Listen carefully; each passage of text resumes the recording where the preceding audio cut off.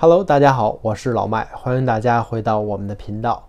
奇幻的2020年马上就要过去了啊，那我觉得既然是2020年的最后一周了，我们就应该对2021年进行一下展望。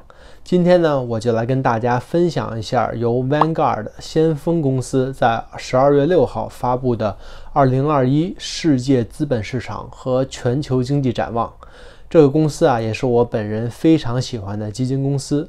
之前呢，我跟大家介绍过，就是懒人定投的年化率10%的那期视频里专门介绍了 Vanguard 的3只基金。那我本人呢也是重仓这3只基金。如果还没有看我那期视频的小伙伴，欢迎去补课。那这篇2021世界资本市场和全球经济展望的报告一共有50页，9名作者呢都是 Vanguard 的顶级经济学家。在拍摄这期视频之前我个人也是做了很多的研究和功课查阅了很多的资料。由于篇幅的原因呢，我来给大家总结和归纳出我个人认为4个比较重要和值得关注的地方。同时我不会用任何高深的经济学词语咱们就用最大白话的方式来说，尽量做到大家一听就懂。我呢也会把原文的 PDF 版本粘贴在链接放在视频下方感兴趣阅读原文的小伙伴呢，欢迎去自行查阅。那咱们废话不多说，立刻进入今天的主题。第一点呢，就是世界经济到底什么时候可以回暖。 Vanguard 的经济学家还是很乐观的他们认为在2021年的年底或者是2022年的年初，世界经济大概率会恢复到疫情前的状态。同时2021年的下半年，所有的社会活动会逐渐的恢复正常，例如什么学校开课学生回到校园上班族回到公司等等。当然了，恢复的速度和程度有一个很关键的因素就是疫苗。健康的人群是健康经济的前提条件也是必要条件。在这里我们应该关注的就是疫苗的有效性和疫苗的覆盖率。我就拿美国本土来举例目前市面上的疫苗最大的就是制造商是 Pfizer 辉瑞公司出品的疫苗。目前呢，这支疫苗已经得到了美国 FDA， 也就是美国食品药监局的批准。现在已经为一线的医护人员提供了290万支疫苗，而且该公司承诺将在明年的3月份为公众免费提供1亿支疫苗。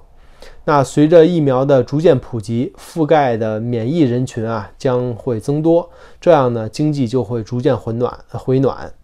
但是这也不是一个一蹴而就的过程不是说咱们今天研究出了疫苗，明天一切就能恢复正常了。咱们这么想想就算美国3亿人每个人都要打上疫苗，这也需要一定时间来完成。同时我们还要考虑到疫苗的安全性。比如现在给成年人打的疫苗就可以给小朋友打吗？安全吗？是不是需要等待下一代就是更安全的疫苗出来才能给小朋友打？所以疫苗的有效性和覆盖率是一个循序渐进的过程，那经济回暖也是如此。当然了，专家们在这里给出了具体的数字他们认为就是有60%的可能性经济会恢复到疫情前的水平，这是他们的 base case， 也是保底预期。30%的可能性呢，经济会恢复的速度要比这个还要快还要好，这个是 upside， 也就是超过预期。只有10%的可能性是负面的就是低于预期的。所以大家可以看到90%是积极乐观的。所以呢，我觉得这些专家的总体的态度就是乐观且谨慎。Vanguard 的经济学家们认为，在2021年，各国央行这种宽松的货币政策依然是主流。那咱们还是拿美国来举例3月份的疫情一爆发，美联储就直接把利率调低，同时大量印钱发钱救市。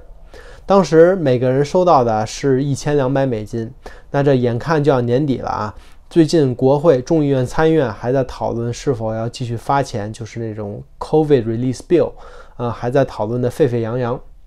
不管怎么说吧2021年的这种低利率和宽松的货币政策啊，依然会是主流。但是这里一定会有人担心说，哎呀，这会不会引起就是通货膨胀啊？按咱们老百姓的话来说吧，就是哎，你印了那么多钱，发了那么多钱，那钱不是就越来越毛了吗？Vanguard 的专家在这里也给出了解释，他们认为在目前就是疫情的阴云还没有完全散去的情况下，央行宽松的这种宽松货币政策吧，其实是良性的。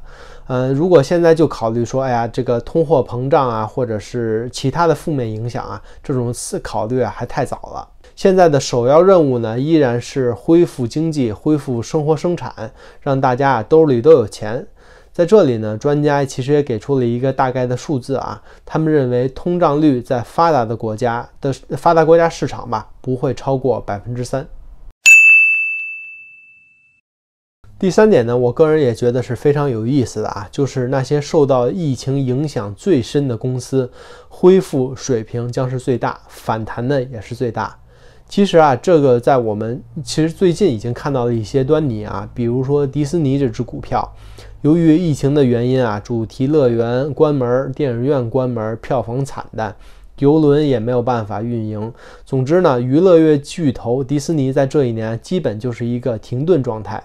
但是疫苗出来之后，迪士尼的股价却是在一直飙涨啊，一直高歌猛进。现在已经超过了就是疫情前的水平。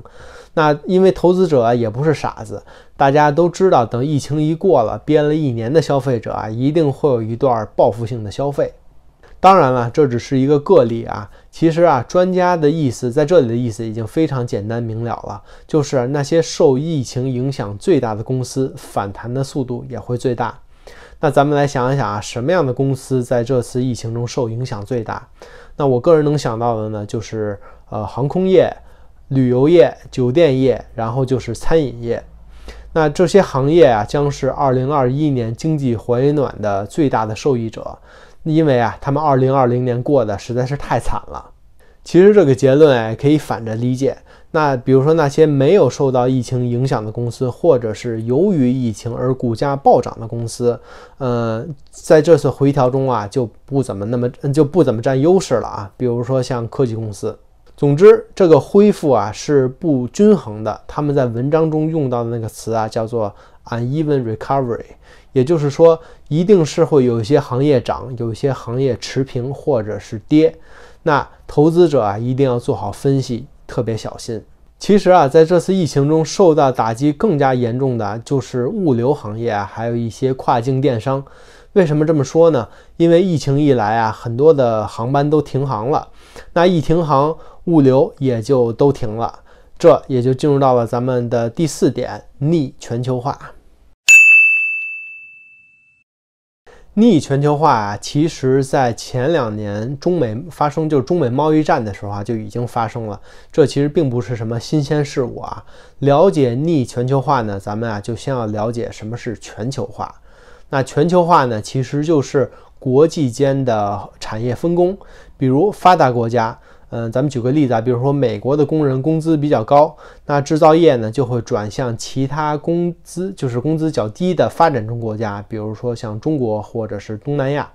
等发展中国家把这些产品制造好了之后呢，再通过物流啊，比如说海运啊、空运啊的形式，运到发达国家的市场进行销售。